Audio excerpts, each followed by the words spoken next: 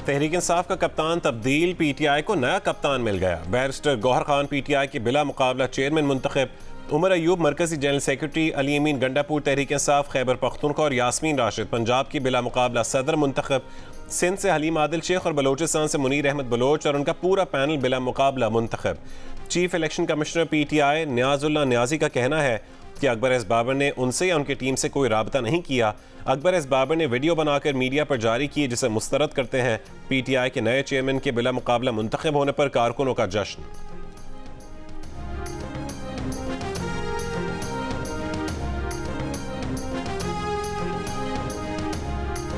खान साहब चेयरमैन थे, आज भी चेयरमैन है और इंशाल्लाह चेयरमैन ता हयात मैं जब तक हूँ खान साहब के नुमाइंदे के तौर पे करूँगा। ये मनसब उस वक्त तक मेरे पास एक अमानत की तरफ पे होगा जब तक खान साहब वापस नहीं आते। इलेक्शन की तैयारियां मुकम्मल हैं, इलेक्शन का इंतजार है। साबिक चेयरमैन पीटीआई ने उनका इंतखाब करके मौरूसी सियासत न करने का सबूत दिया।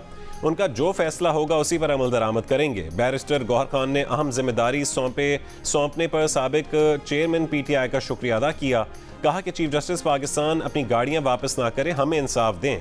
हमारे खिलाफ 180 केसेस बनाए गए हैं, अदलिया से भी वो रिलीफ नहीं मिल रहा जो मिलना चाहिए था।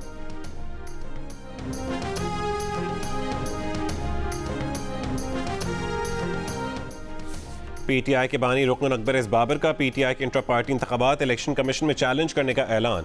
कहा कि पीटीआई इंट्रा पार्टी इंतखाबात में बेज़ाब्तगी के पेश नज़र इलेक्शन कमीशन में दरख्वास्त जमा करवाई जाएगी। अकबर एस बाबर का हाई कोर्ट के फैसले के बाद पीटीआई का हिस्सा और बानी रहनुमा होने का भी दावा। कहा कि इंट्रा पार्टी इंतखाबात के सिलसिले में आज अहम प्रेस कॉन्फ्रेंस करके इंट्रा पार्टी इलेक्शन की बेज़ाब्तगियां कौम के सामने रखेंगे।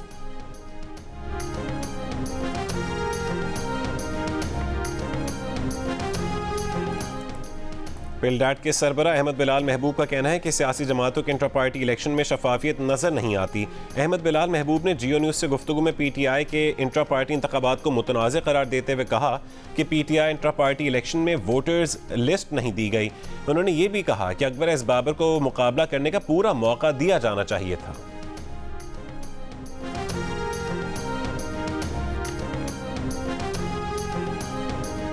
मुस्लिम लीग नून की तर्जुमान मरीम औरंगजेब ने कहा है कि पीटीआई आरटीएस बिठाकर इक़्तिदार में आई।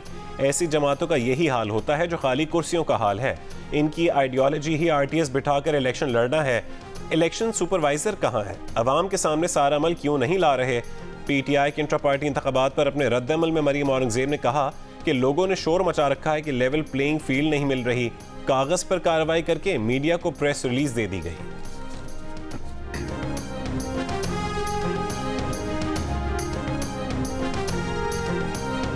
साबिक वज़ीर आला पंजाब उस्मान बुज़दार की तकर्रुरी तहरीक इंसाफ की गलती थी। पीटीआई रहनुमा अली मोहम्मद खान का एतराफ़। जियो न्यूज़ के प्रोग्राम नया पाकिस्तान में गुफ्तगू करते हुए कहा कि गौहर खान को उस्मान बुज़दार से ना मिलाया जाए। उस्मान बुज़दार पीटीआई का तल्ख तजर्बा थे। बोले गौहर खान अबूरी मुद्दत के लिए चेयरमैन पीटीआई होंगे, लेकिन उस दौरान वो बाइख्तियार भी होंगे और फैसले भी वही करेंगे।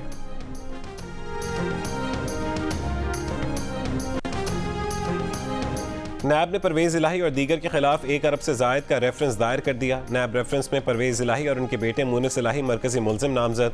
नैब रेफरेंस में परवेज़ इलाही और मुनिस इलाही और दीगर मुलजमान के कौमी ख़जाने को नुकसान पहुँचाने में मुलविस होने का इल्ज़ाम है। रेफरेंस में कहा गया कि परवेज़ इलाही और मुनिस इलाही ने गैर कानूनी तौर पर 116 तरक्याती स्कीमें मंजूर करवाईं। मनपसंद ठेकेदारों को कॉन्ट्रैक्ट दिलवा कर रिश्वत ली। परवेज़ इलाही ने 74 करोड़ 45 लाख रुपए से ज़ायद रकम रिश्वत और किकबैक्स की मद में ली। अकाउंटेंट किकबैक्स की रकम मुनिस इलाही और उनकी फैमिली के अकाउंट्स में जमा करवाता रहा। मुनिस इलाही ने 10,61,000 यूरोज़ अपने गैर मुल्की बैंक अकाउंट में जमा करवाए। परवेज़ इलाही के फैमिली मेम्बर्स ने 304 मिलियन से ज़ायद रकम अपने ज़ाती अकाउंट्स में जमा करवाई। मुलज़मान तफ्तीश में कसूरवार पाए गए।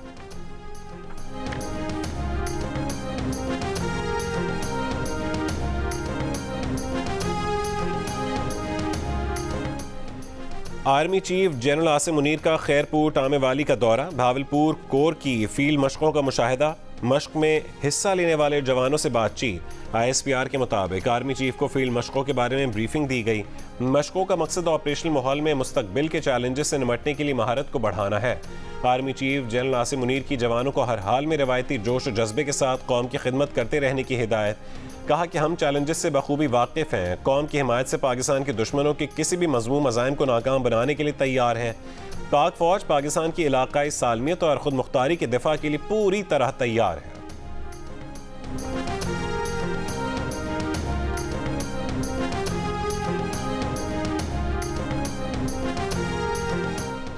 अक़वाम मुत्तहिदा के इदारा बराए अतफ़ाल और यूनिसेफ ने गज़ा को दुनिया भर में बच्चों के लिए सबसे ख़तरनाक जगह करार दे दिया। यूनिसेफ का कहना है कि गज़ा में 7 रोज़ा जंगबंदी खौफनाक ख्वाब के दरमियान बच्चों के लिए उम्मीद की किरण थी। गज़ा में बच्चों को एक पायदार इंसानी बुनियादों पर जंगबंदी की ज़रूरत है। फ़रीक़ैन बच्चों की हिफाजत और मदद को यकीनी बनाएं। आलमी इंसानी कानून के मुताबिक फ़लस्तीन और इसराइल के तमाम बच्चे अमन और बेहतर मुस्तकबिल के मुस्तहक़ हैं।